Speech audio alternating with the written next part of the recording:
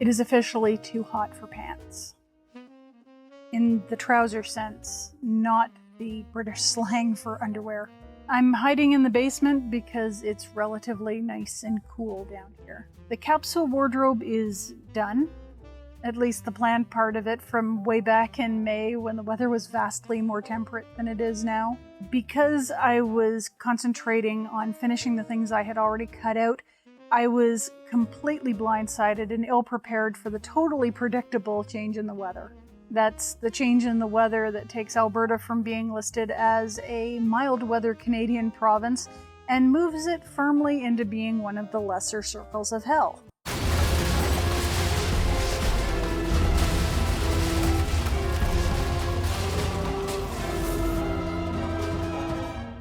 My parents weren't the kind of folks to put in air conditioning. They would have rather just moved farther north. Honestly, I don't think Dad would have installed central heating if it wasn't absolutely necessary. He used to play the "how long can I wait before turning on the furnace" game when I was a kid. He mellowed out in his later years, but up until the end, he was still suggesting screen doors instead of air conditioning. The house will be getting AC in the autumn when the seasonal prices hopefully come down, because both the husbeast and I are in agreement that the weather is bonkers. Mother Nature's Mercury is broken, or in serious retrograde. But that means I need some clothes to help with the heat. Now, in the past, I would head to the divinely air-conditioned mall and complain about cute-looking clothes made of plastic not fitting me the way I think they should. But this is now, and I can make clothing that fits in the style I want, rather than just take what's available on the store shelves. If I want a simple freaking sundress, I can make me a simple freaking sundress. I need to hydrate. I have my alarmingly colored water. Kool-Aid still. I traced out a couple of patterns using my projector yesterday, so I'm going to be cutting those out while some fabric goes through the washer and dryer. I think this week I'd like to make at least one sundress, maybe a romper if I can squeak it out, because shorts might be a nice change. I'm going to try using the Lockhart pattern from Helen's Closet, as it includes both the dress and the jumpsuit. I wonder if I have leftovers to make shorts from the Winslow culotte pattern. That might be worth looking into. Later. I'll do that later. The fabric for the dress is a linen cotton blend, I think. I really need to start taking pictures of the bolts I get the fabric from, because the store doesn't write down the actual fiber content, just the washing code. Ashley Main and I may have enabled each other in the clearance section of the local fabric store last week. We both came home with some choice finds. A few surprises on both our parts, I think, but a good fabric haul nonetheless. Of course we didn't film it. You'll get to see the results of the excursion eventually.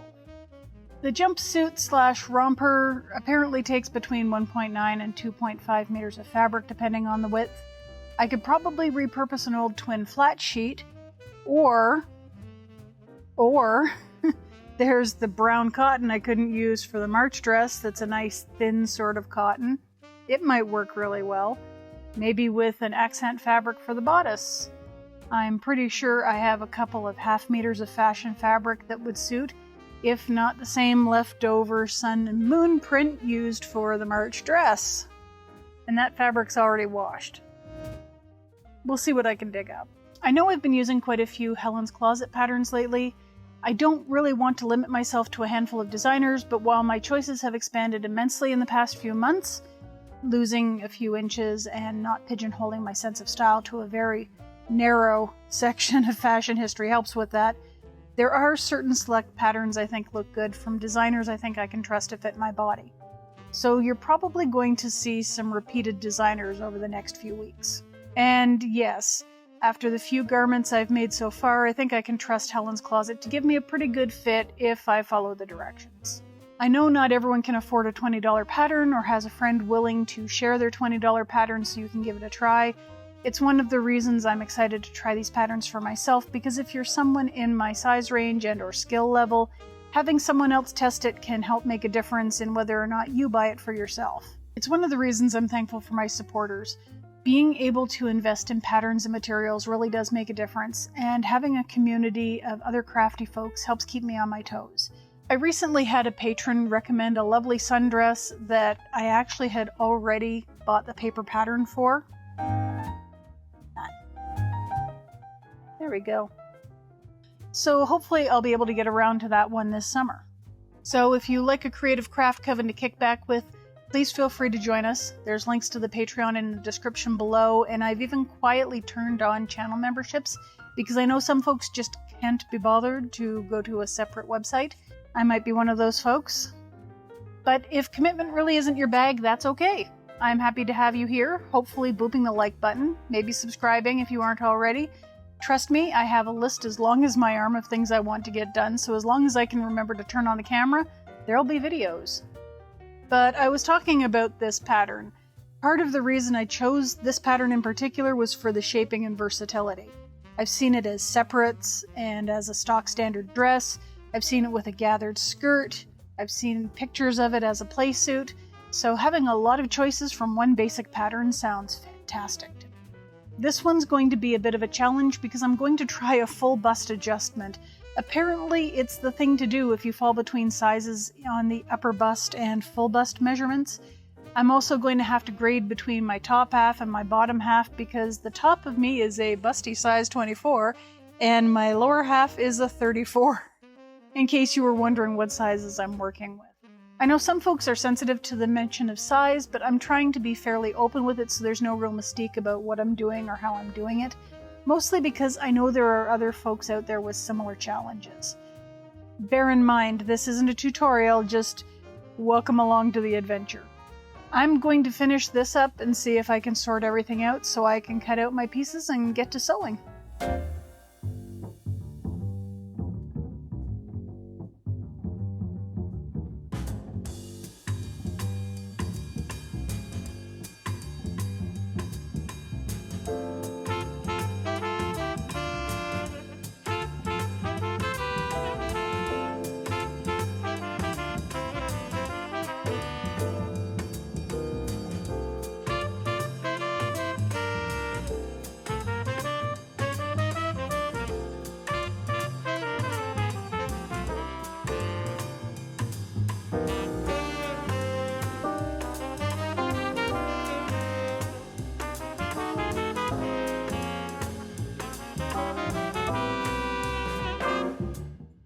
I just did my first princess seam full bust adjustment, and as the kids like to say these days, I am shook. I actually traced out a couple of copies of the pieces I was going to be working with just in case, and I'm really glad that I did. This is the size 24 side front bodice. This is the size 34, and I wanted the size 34 because I knew I was going to have to grade out to this edge. If you put them together and you snuggle them up, you can see the differences between the two. The 24 comes in a little bit more, has less height, and there's a good 1.5 to 2 inches difference between the two. But when you do the full bust adjustment, and I went out about 1/2 inch or so because I'm somewhere around an E or an F cup. So from the measurements, I needed at least 1/2 inch on here to make it closer to the full extra inch that I needed. When I put this onto the size 34, you'll notice that there's a very steep curve coming in now. There's less in the way of the height, so it means that I've got that steeper area that I need to be able to cover. And then the side is about 1/2 inch. When I was first playing around with pattern grading on this, it was a pretty big jump to have to try and go out from here.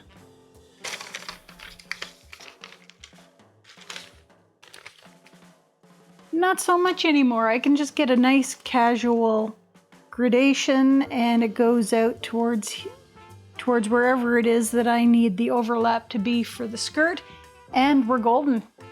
Probably the same thing for the pants. This just goes to show that your full bust adjustment, if you've got huge tracts of land like I do, is very important. It will probably allow for things to fit a whole lot better overall. That was the one thing that concerned me, was whether or not I was going to have enough seam allowance at the sides, and it looks like I probably will, because I knew for a fact that this size 34 was just going to swim on me if I just put it together. So there we go. I'm gonna go feed some cats.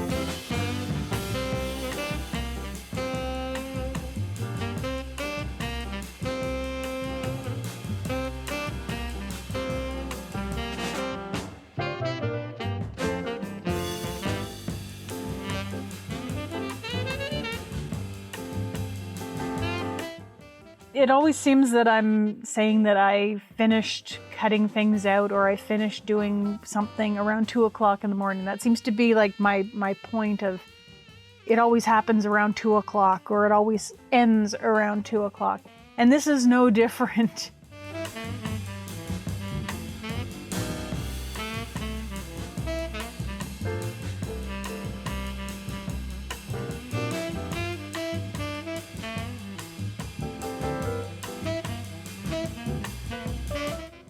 I managed to get the entire shorts romper out of the 2 meters of brown fabric.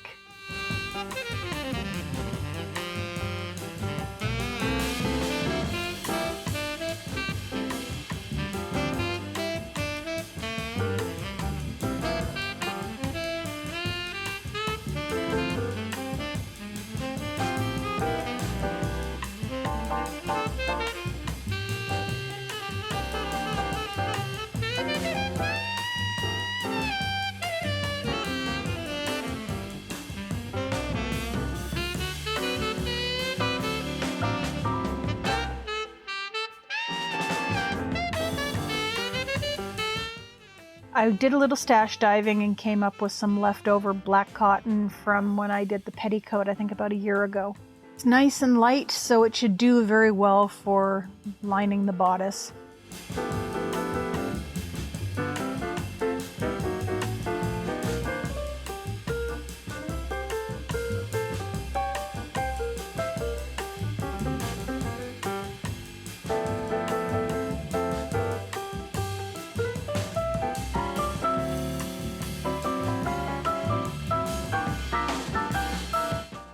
The dress, I managed to get the full size dress, so that's the maxi skirt, not just the midi skirt that I was thinking, plus the lining and a couple of, well, I don't think the pockets are something to write home about, but I'm used to big beefy pockets. Like I'm used to the hybrid Coquelicot Helen's Closet pockets that I made a couple of projects ago that I just keep reusing.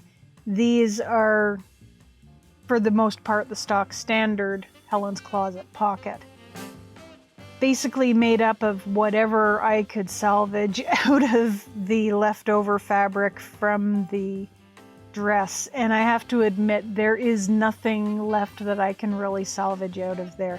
If I was to try and make bias tape, it would be the wimpiest looking bias tape you could find. So thankfully, this is the kind of dress where you don't use bias, you use a lining. It's all shrapnel that's left. That's it. It's just shrapnel. Let's get to it.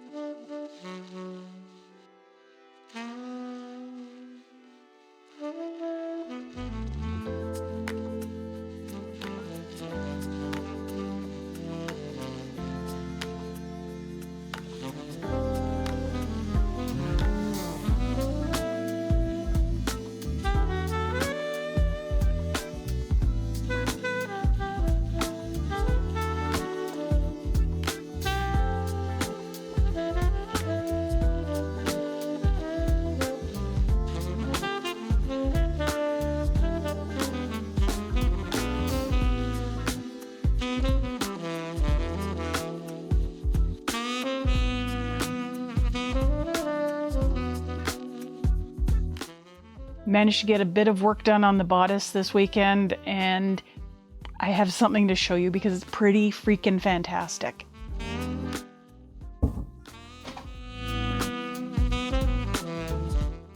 It is going to fit. The full bust adjustment worked. And from what I am feeling at the back here, I should have enough room for my zipper. I'm kind of flabbergasted.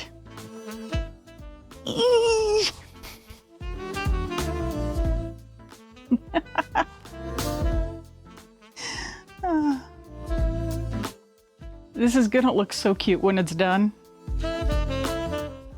I hope.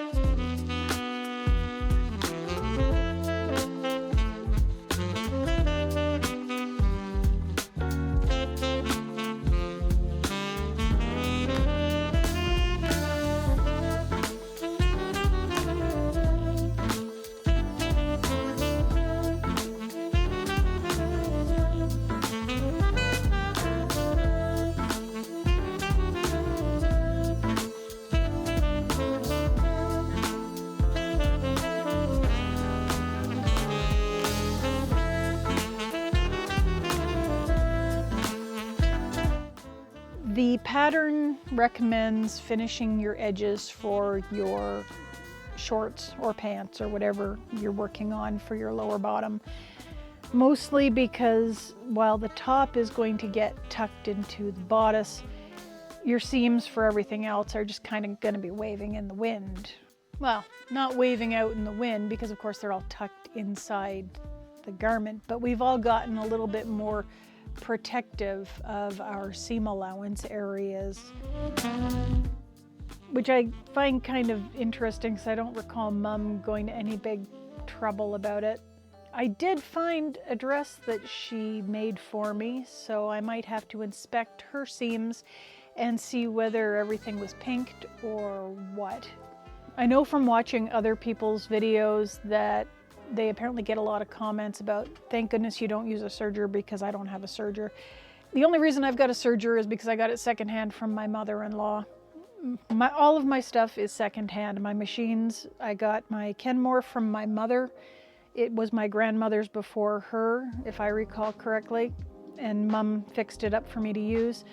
The Pfaff came to me from the husband's grandmother via my mother-in-law, both of whom felt that I could probably use it, and I am very thankful because it has a whole bunch of bells and whistles that the Kenmore doesn't have.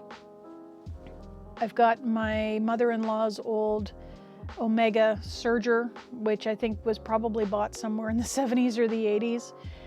I could be wrong on that one, but it is a fairly old machine. It has wear in, quite a few places. Probably needs to be really well cleaned and oiled again, but it's doing what it can. The thing is, if you don't have a serger, check your machine. You should have some sort of zigzag stitch on your sewing machine. If not, an overlock stitch, which is one of the things that I found out the Pfaff has. When I was taking a look through the instruction book, it came up with information on how to do overlocking using the Pfaff.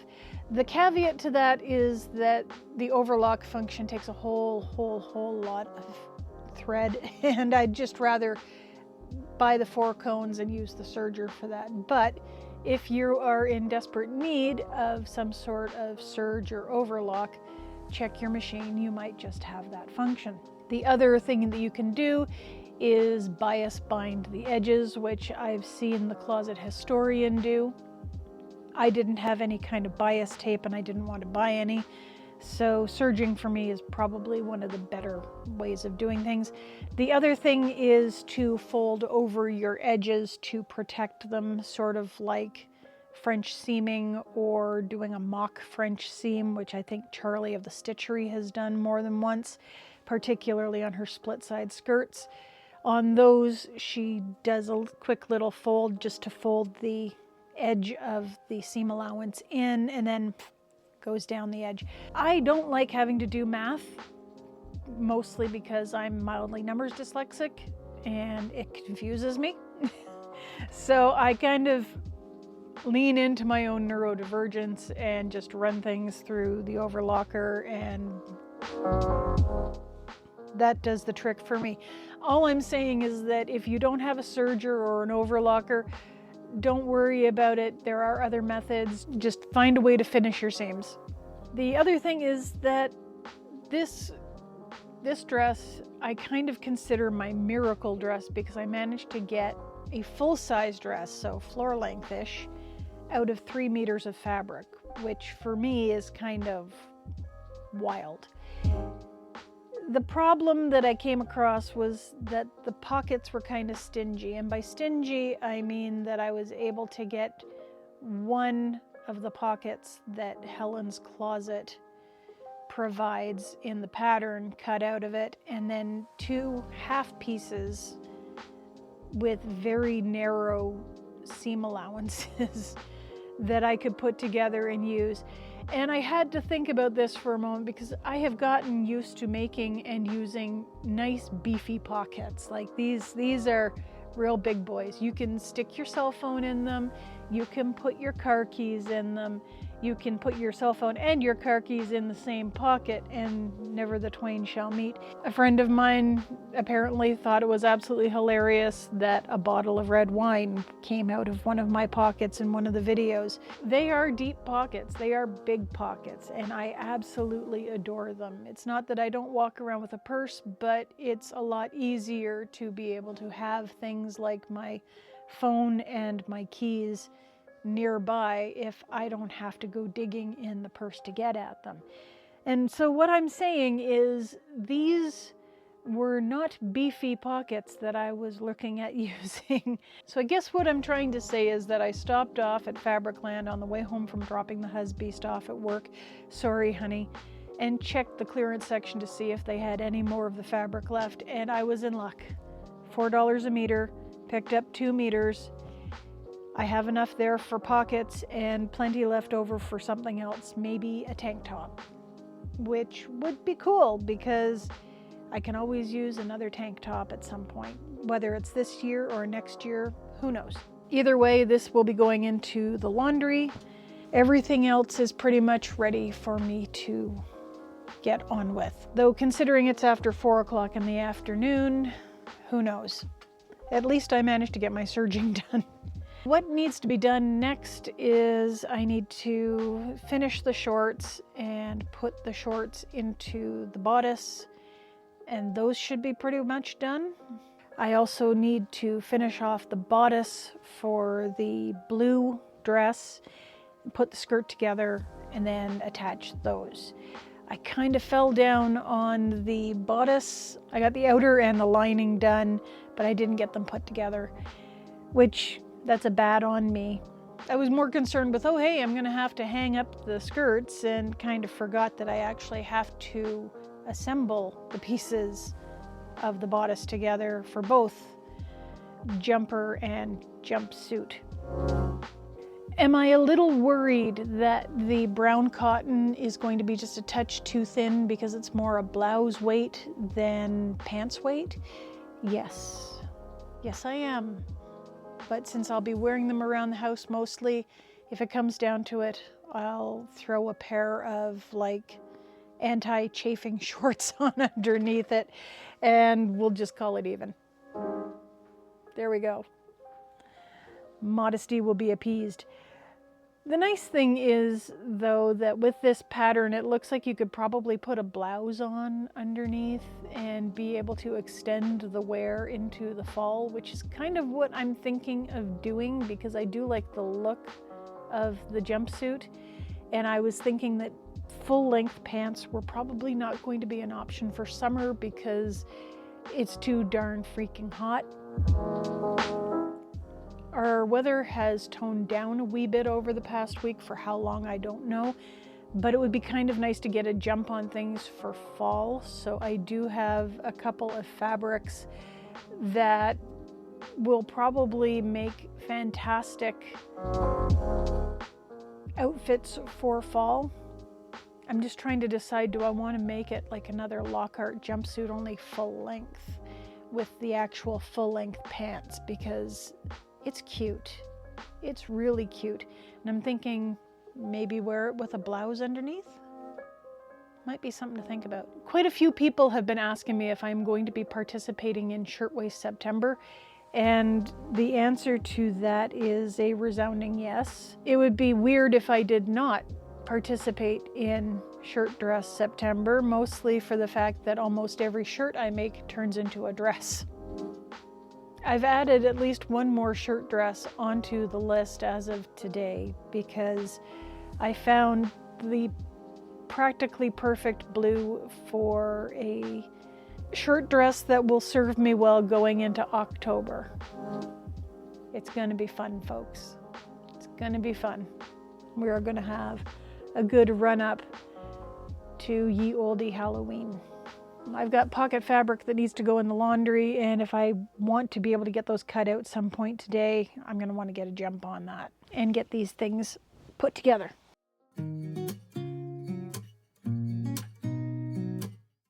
We've reached that portion of the video. And what portion is that, you might ask? Well, it's the part where, despite all of the measuring multiple times and doing adjustments and trying on the outfits over the course of sewing, everything is still not fitting properly. I got a lot done yesterday. Bear in mind, my marathon sewing sessions are usually broken up into smaller chunks by the other things that need to get done in my day. But here's a quick recap. The zipper was installed in the jumpsuit and set aside so I could hand sew the hem and the lining into place. Remember that. This is important. I finished assembling the bodice of the dress and cut 2 new pockets, installed pockets on the skirt panels, sewed the skirt panels together, and machine sewed the hem. I installed the zipper in the dress. Again, I plan to tack down the lining by hand, mostly because it's cleaner. I finally stopped work for the night somewhere around 3 a.m., I think. Off camera, I did a little try-on of the dress and the jumpsuit. We have some good news and we have some bad news. The bad news is I kind of botched my perception roll on the hem. Things weren't meeting up when I sewed the seams, so I did the best I could. The good news is that the dress is way too long. It just pools on the floor around me, and it's a definite tripping hazard, so while I was concerned my hem was wandering all over the place, it's now not an issue. I'm going to ask the husbeast really nicely if he can do me a solid and measure, possibly pin up the hem while I wear it. Bad news is that the dress is a little more sheer than I expected. The good news, when I bought the extra fabric for the pocket, I bought 2 meters.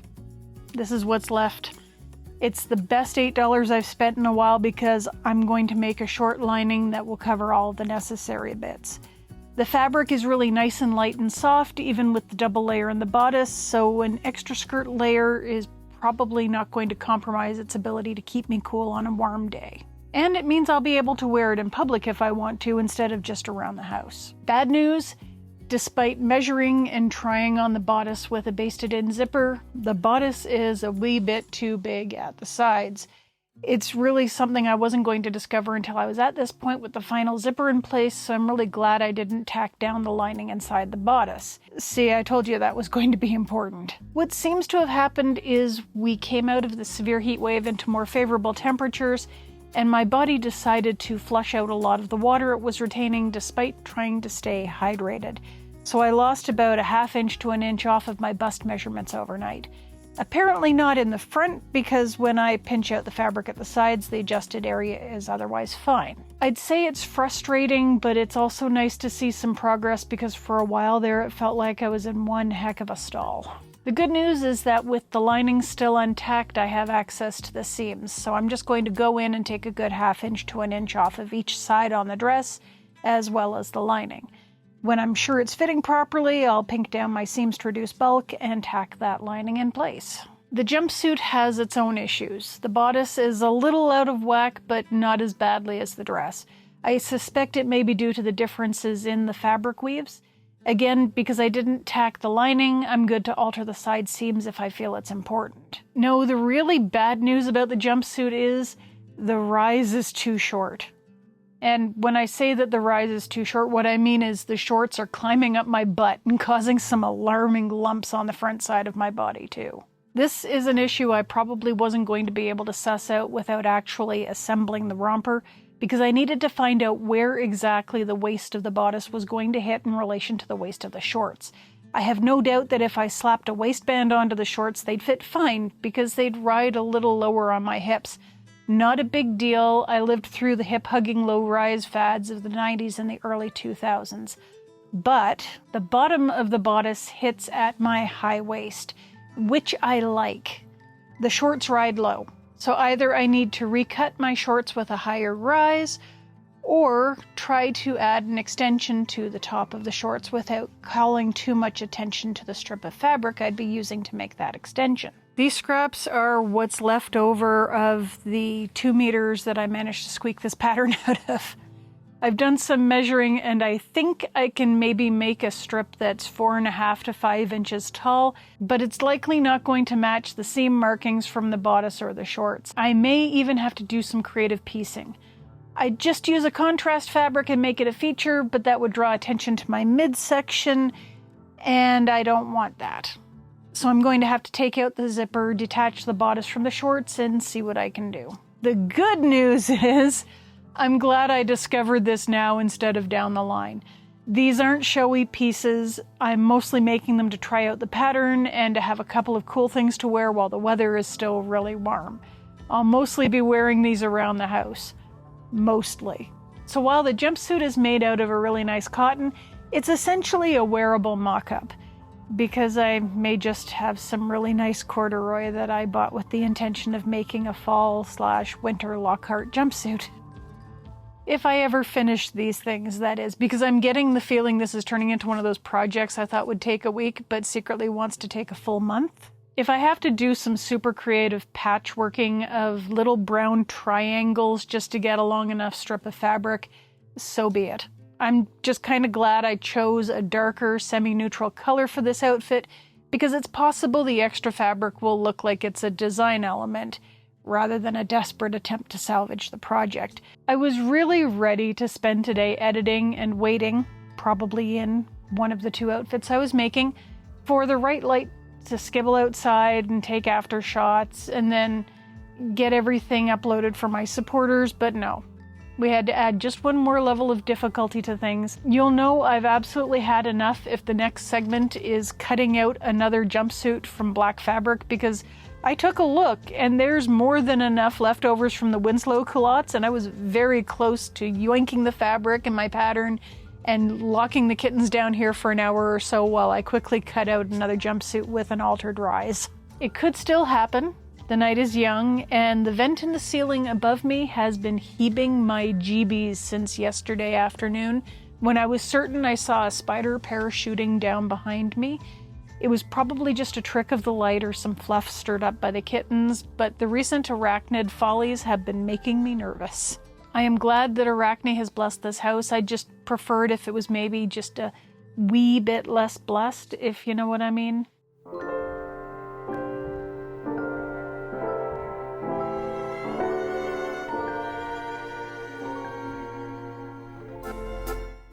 I thought I'd be able to get through this video without starting any kind of tangent conversations, but that does not seem to be the case.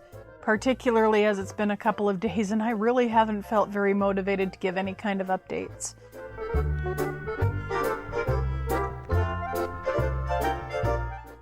Mostly because I've been working on Jumpsuit Mark II, and whether or not it shows in the editing, I did quite a lot of filming on the first one. As you can probably tell, I thought better of taking apart the brown jumpsuit, and I'll get into why in just a moment. I had quite a bit of leftover fabric from the Winslow culottes a few months back, and there was enough to make a jumpsuit. A knee-length jumpsuit instead of shorts. I added 4 inches to the rise, which, if it's a bit too much, and I suspect it is, can be trimmed down. because whether it's the waist or the length of the leg, it's always easier to trim away the excess than it is to disassemble everything and add it back on. I have not disassembled the brown shorts jumpsuit because at some point, despite probably needing seams taken in, it may actually fit me. And I guess it's time to stop being coy and just say it, because we're getting to a point where it's soon going to become very noticeable. I've lost about 50 pounds since about this time last year. No, I'm not ill or diabetic that I know of, or on any kind of fancy weight loss drugs. I'm not adding to the glut of semaglutide users causing a shortage for diabetics who require it. In plain English, no, I'm not on Ozempic or anything similar. What I've done is cut a lot of sugar from my diet, and I know that some folks just had a mean little stab of vindication that a person my size has to be overeating or living off of junk food, and to that I can say yes and no. No more than anyone else in this post-pandemic confusion that is our current hellish foodscape. A few years back, I realized my body runs a whole lot better when I cut out a lot of sugar.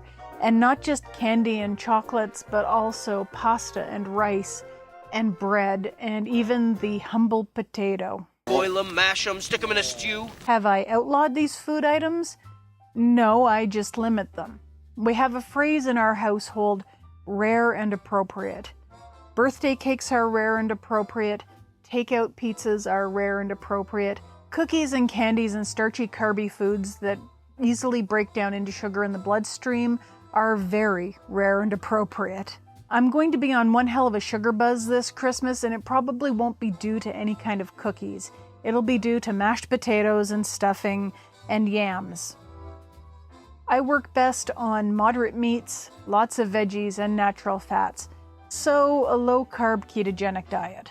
It's not for everyone, and I'm not going to endorse any name-brand diets for anyone to follow. Your weight and the way your body works is personal to you. This is just what works for me. It evens out my moods, it keeps my skin clear, it helps clear up my brain fog, it even helps keep me focused and in the present. A nice side benefit is that it helps me lose weight. I found all this out about 7 or 8 years ago when I lost a significant amount of weight by cleaning up my diet, and as a consequence of the added mobility, moving more. The problem is that my family is prone to emotional eating, and sugar is the worst culprit. There's been a lot to be emotional about the past few years.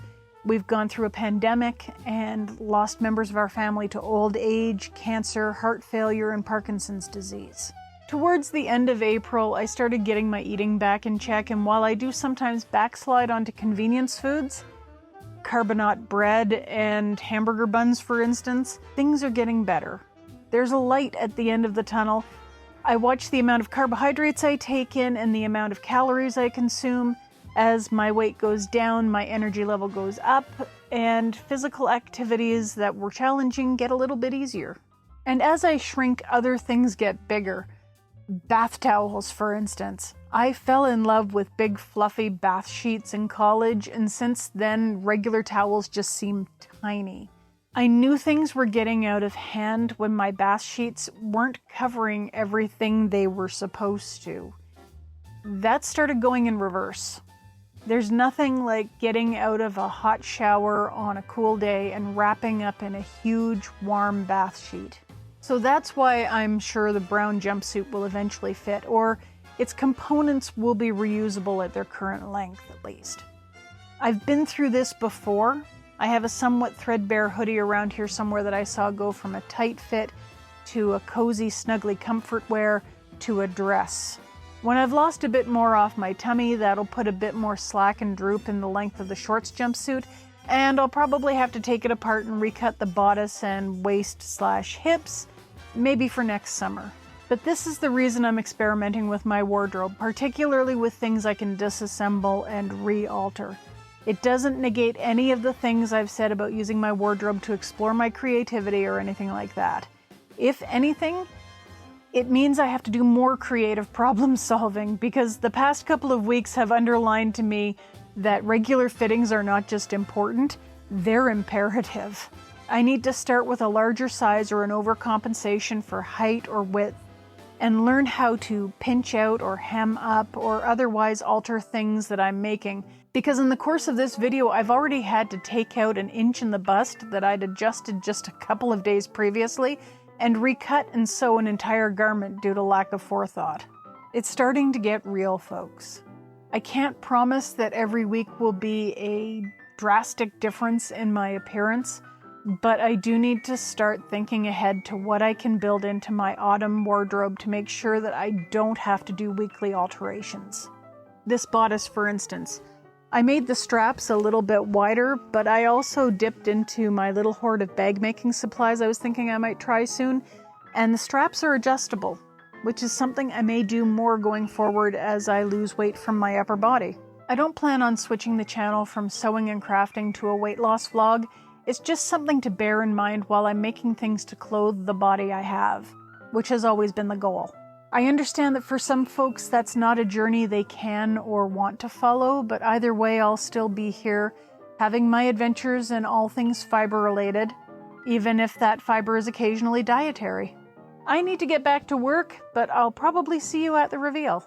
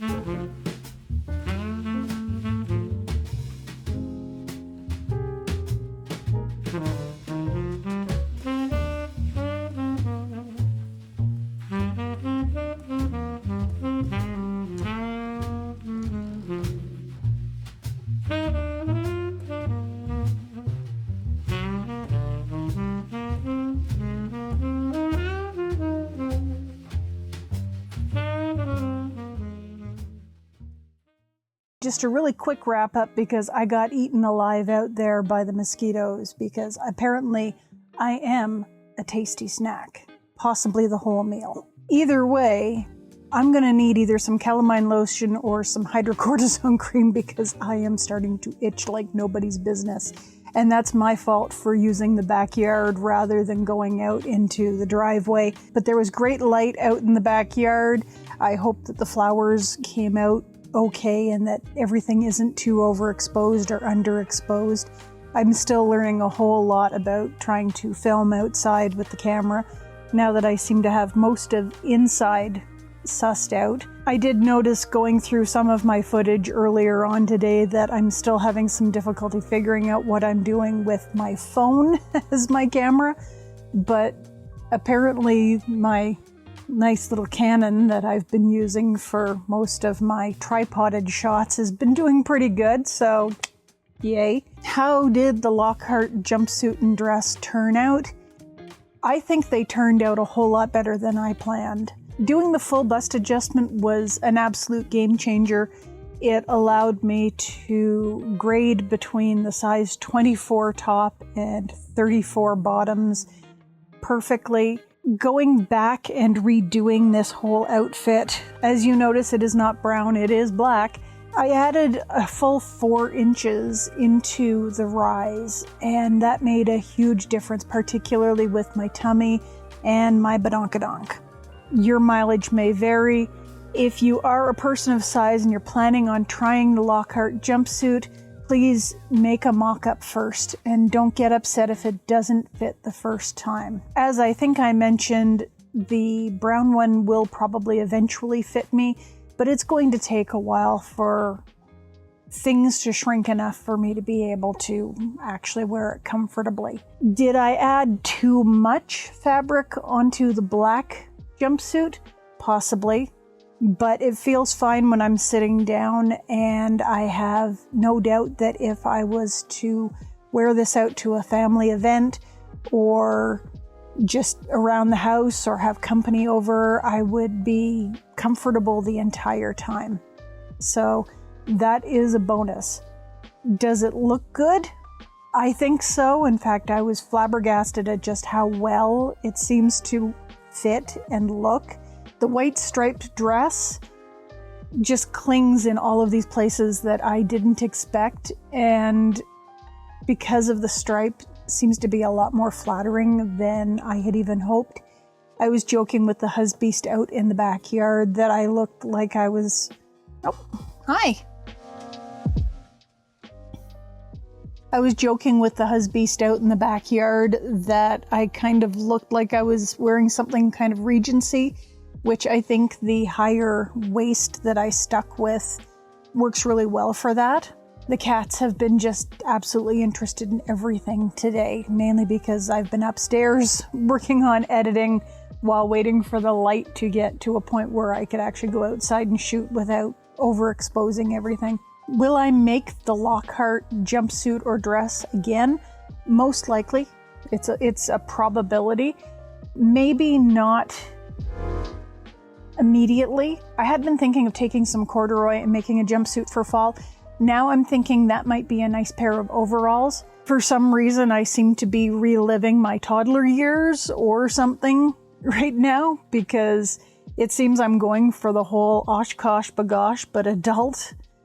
But that's a-okay by me. It's cute. And there's all sorts of things that I can do with these outfits. I do have some black fabric that I have tucked away with a copy of the moon moth pattern, thinking that I may make myself a patch to go on the front of this particular outfit. It may happen, it may not, who knows, but if the time comes where I've got a few extra days to be able to do a little bit of embroidery, that might just be the case.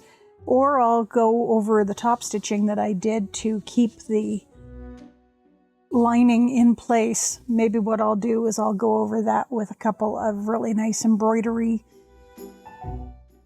patterns so that it looks like I've got a spray of roses or something going across my shoulder, who knows. Either way, there's all sorts of ways that I can customize this and make it look even better than it already does. And for what it is already, I'm already really impressed. So, yay.